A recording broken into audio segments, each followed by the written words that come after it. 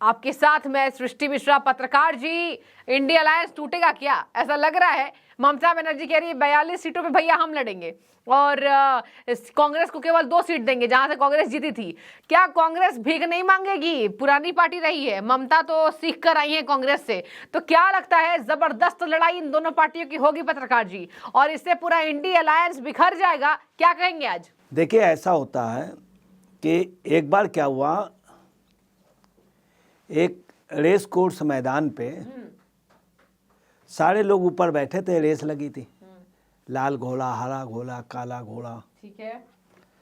उसी में दर्शक आए थे। तो घोड़े चले गए वहाँ और सब देख रहे थे। वो अंदर घुस गए, उनका यार बड़ा खाने को मिल रहा, बड़ा वो लोग देख रहे हैं, तालियां बजा रहे हैं, तो पहुँच गए। तो उसमें कुछ ओरिजिनल शेर पहुँच गए, कुछ गीदड़ पहुँच गए, कुछ गधे पहुँच गए शेर की खाल में। तो समस्या ये है कि अब सब अपने को शेर बता रहे थे। तो ममता बनर्जी बंगाल की शेरनी है, वो कैसे किसी गीदड़ को बर्दाश्त कर लेगी? ममता बनर्जी सोचती मैं शेरनी हूं, दूसरा सोचता मैं शेर हूं। अब समस्या ये है कि जो जहां से पलायन कर गया वो शेर नहीं है। अब कांग्रेस का वहां से पलायन कर गया तो ममता बनर्जी अपने को वहां की शेरनी मानती है और सबको गीदड़ मानती है। तो शेर और गीदड़ में कभी पटती नहीं है। बिल्कुल। अब वहाँ इसी बात की लड़ाई इंडी गठबंधन में, हर राज्य में कौन शेर है। और शेर जंगल में एक ही रोता है, शेर कभी घास नहीं खाता है, शेर कभी घास नहीं खाता है। इसीलिए आप नोट कर लीजिए, बंगाल में जो है यही है, जो दल जहाँ सशक्त है वहाँ पर वो किसी को भाव ही नहीं दे रहा। अगर कांग्रेस राजस्थान में सशक्त थी तो उसने सपा बसपा किसी को एक भी टिकट नहीं दी। अगर मध्य प्रदेश में सक्सेस थी तो उसने उसको नहीं दिया, सपा को। अब यूपी में सपा सशक्त है तो वो इनको नहीं पनपने देगी, कांग्रेस को। यही पोजीशन बंगाल में है। दूसरा क्या है, बंगाल में आपको बता रहे हैं कि अंदर की बात ये, ममता बनर्जी क्यों सनकी। ऐसा है कि वहाँ पे बहुत बड़ा जो वोट का शेयर है वो बांग्लादेशी रोहिंग्याओं का है और मुस्लिम वोट वहाँ सबसे ज़्यादा हकीकत में यूनाइट है। मुस्लिम वोट वहाँ बहुत अधिक तादाद में, जिसको भी मिल जाएगा वो फाइट पे आ जाएगा अगर थोड़ा अदर वोट मिल गया। हकीकत है कांग्रेस जो थी वहाँ पे अल्पसंख्यक वोटों पे बांग्लादेशी और रोहिंग्याओं के वोटों पे आती थी, असम में, नॉर्थ ईस्ट में, वहाँ। इसके बाद उनको बांग्लादेशियों के लिए ममता बनर्जी ने पार्लियामेंट में लड़ी कि सब आते जा रहे हैं। उसके बाद ममता बनर्जी ने देखा कि मैथ है, जो कांग्रेस वोट कर रही तो मैं कैसे करूं। उन्हीं बांग्लादेशियों के जिनके खिलाफ थी उन्हीं को ममता बनर्जी ने अपना पैड बना लिया और सत्ता में आ गई। अब वहाँ ये ममता बनर्जी जानती हैं कि कांग्रेस के पास सिर्फ 2 सीटें हैं, मालदा दक्षिण और बहरामपुर, और ये सिर्फ बांग्लादेशी मुस्लिम बाहुल है और बांग्लादेश से उस दिन मुस्लिम आ जाते हैं, मतदान कर देते हैं, चले जाते हैं, रोहिंग्या वगैरह। अब वहाँ पे बहुत हैं तो वहाँ वोटिंग ऐसे होती 1/1। साबिक अली 72 साल खड़े हैं, दूसरे 68 साल आबिदा बेगम खड़ी हैं, वो सब लाइन से खड़े कर देते हैं नेता लोग, वैसी एज के वोट पड़ जाते हैं। हकीकत ये है बहरामपुर वहाँ पर तो वहाँ मुस्लिम एंटी बीजेपी जाता है, जो बीजेपी को हरा रहा हो। अधीर रंजन इसलिए जीत गए, कांग्रेस को 2 सीटें मिल गई, चूँकि मुस्लिम के सामने एक अच्छा, ये अधीर रंजन वहाँ के क्षेत्रीय आदमी थे, संसद में पहले रह चुके, तो उन लोगों ने इनको दे दिया। अब ममता बनर्जी जान गई है कि अगर हम अपने कैंडिडेट को लड़ाएंगे अच्छे ढंग से तो हमारा जीत जाएगा, चूँकि उस बार ये मुस्लिम अल्पसंख्यक वोट जो है बांग्लादेश उनका इनको चला गया था। अब हम यहाँ चले जाएंगे। मुस्लिम वोट की इतनी मजबूरी मैं आपको बता रहा हूँ, राहुल गांधी सोनिया जी चाहती थी, खड़गे जी तैयार बैठे थे वहाँ जाने पे, वायनाड से वहाँ पे लोगों ने बताया, राहुल गांधी से कहा कि देखो बेटा तुम हमारे हो, बच्चे हो, तुमको हम लोग बच्चा मानते हैं, हम तुम सब एक हैं, एक खून है। वायनाड के लोगों ने उनको समझाया और हम देखिए तुमको जिता के यहाँ पे लाए, तुम्हारी वहाँ बहुत बेइज्जती हो गई वहाँ पे अमेठी में, और तुम बुरी तरीके से हार गए, और मैंने तुमको यहाँ इतने बहुमत से जिताया, तुम आए तो मैंने इतना स्वागत किया जब तुम्हारी सदस्यता चली गई, और मैंने तुम मेरे बेटे हो, मैं तुमको बहुत मानता हूँ, हम लोगों का खूनी रिश्ता है। इसलिए वहाँ मत जाना। राहुल गांधी ने मना कर दिया, नहीं तो आपको बता रहे पूरी इंदिरा जी की फैमिली जाने वाली थी। तो मुस्लिम वोट का इतना असर है। अब मुस्लिम वोट ये कह रहा है, वहाँ का जो बांग्लादेशी, चूँकि इन्होंने काम किया, ये जानते हैं कि हमको मिलेगा, इसलिए मैं आपको बता रहा हूँ ममता बनर्जी 2 सीटें नहीं देंगी, नहीं देंगी, नहीं देंगी। कांग्रेस 6 सीट तक चाहती है बंगाल में, 6 सीट, और 6 सीट वो चाहती है बिहार में। नीतीश का कहना अब 1 भी सीट नहीं देंगे कांग्रेस को, मैक्सिमम 1 सीट दे सकते थे नीतीश, अब वो भी नहीं देंगे, 6 उनको मिलनी नहीं। यूपी में भी कांग्रेस को मैक्सिमम 6 सीट मिल जाती। 6 क्या होता है, छक्का होता है। 6 क्या होता है, छक्का, और छक्के पे लोग ताली बजाते हैं। मगर ये कांग्रेस का कुछ दुर्भाग्य है कि वहाँ भी 6 मांग रहे हैं, और बिहार में भी लालू कह रहे हैं हम 6 सीटें देंगे, यूपी में नीतीश भी कह रहे हैं 6, और वहाँ पर भी ये 6 मांग रहे हैं। ममता बनर्जी 2 सीट भी देने को तैयार नहीं है। दूसरा, अधीर रंजन जी बहुत कुछ बोल रहे हैं कि मैं भीख नहीं मांग रहा हूँ, मैं लड़ने और जीतना जानता हूँ। तो ममता बनर्जी इस चीज़ को जान गई हैं ना। अभी उन्होंने अधीर रंजन कहा, ना तुम जीत सकते हो, तुम जो जीत रहे हो मेरी ही कमी थी, जो मुस्लिम वोट, अल्पसंख्यक वोट चला गया। अब क्या है कि निश्चित तौर पे ममता बनर्जी और IND गठबंधन बंगाल में टूट गया है।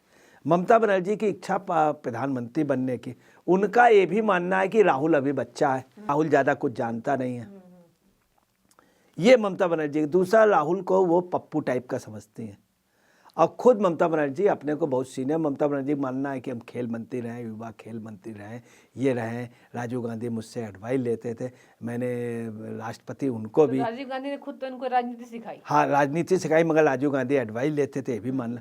अब आया कि वास्तव में हकीकत ये है कि राहुल गांधी से बड़ी लीडर ममता बनर्जी है, इसमें कोई शक नहीं। राहुल गांधी पूरे देश में, राहुल गांधी के पास सिस्टम है।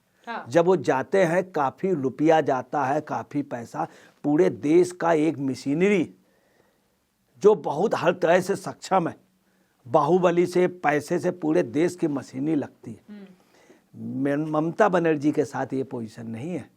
राहुल गांधी को बनी हुई दुकान मिली है, ममता बनर्जी को बनी हुई दुकान नहीं मिली है।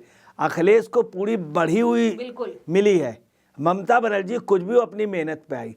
तो ममता बनर्जी ये भी जानती है तुझको मैं अर्श पहुंचा सकता हूँ, पटक के मैं फर्श के नीचे भी कर सकता हूँ। और ममता बनर्जी ने ऐसा किया भी है, ऐसा किया भी। बंगाल में जितना कांग्रेस का लीडर है, कोई भी ममता बनर्जी से जीत नहीं पाया, ये कटु सच है। चाहे वो गनी खान चौधरी हो, चाहे वो प्रबल मुखर्जी हो। तो वहाँ पे तो उन्होंने चुनाव भी कर ली है। नहीं, वो उसने वहाँ के वोट पे कब्जा कर लिया, जो कांग्रेस का वोट था उस पे कब्जा कर लिया। अब आपको बताना है कि ये वो इन सबको भुनगे मानती है। इनको राहुल गांधी भी वहाँ जा कर के बहुत जूनियर है, बिल्कुल ऐसा है जैसे कोई एक छोटा बच्चा हो और कोई उंगली पकड़ के चलाए। तीसरी बात, इनका एक नारा है, साबरमती के पूतो तूने कर दिया कमाल। ये कांग्रेस का पेड नारा, इसी के बल पर वो जीते हैं। महात्मा गांधी जानते थे, जब बंगाल में गए तो उन्होंने क्या किया, रविन्द्रनाथ टैगोर समझ गए ये बहुत विद्वान है, बहुत अच्छे जानकार हैं, रविन्द्रनाथ टैगोर पोएट हैं, ये ड्रामेबाज नहीं है, ये ऐसा नहीं कि कपड़े उतार करके चलने लगे, इनके अंदर ये नहीं कि नेहरू को ही ढो रहे हों। तो इन्होंने क्या किया, वहाँ गए, बोले गुरुदेव, पैर छू लिए महात्मा गांधी ने, चूँकि जान गए थे कि अगला हमसे ग्रेट है। तो उन्होंने कह दिया महात्मा, उन्होंने नाम दे दिया महात्मा। ये महात्मा गांधी अपने बहुत मतलब समझदार थे, तभी नेहरू जैसे व्यक्ति को प्रतिष्ठापित कर पाए। उनसे एक से सभी सीनियर थे उनसे। नेहरू एक अयोग्य लीडर था, नेहरू से हर लीडर सीनियर था। अंबेडकर बहुत सीनियर थे, नेता सुभाष चंद्र बोस बहुत सीनियर थे, उनके आगे ये कुछ भी नहीं थे। अगर नेहरू जी जिंदा होते तो नेहरू खानदान में कोई भी व्यक्ति फिर प्रधानमंत्री बनना तो दूर रहा, विधायक नहीं बन पाता। ये कटु सच है। अब ममता बनर्जी वहाँ की वास्तव में एक लीडर आई है जो कांग्रेस के रूप में, इसीलिए वो जान रही है इनको। अब कुणाल घोष ने क्या कहा है, ये अपनी हैसियत में रहें, अपनी हकीकत जाने।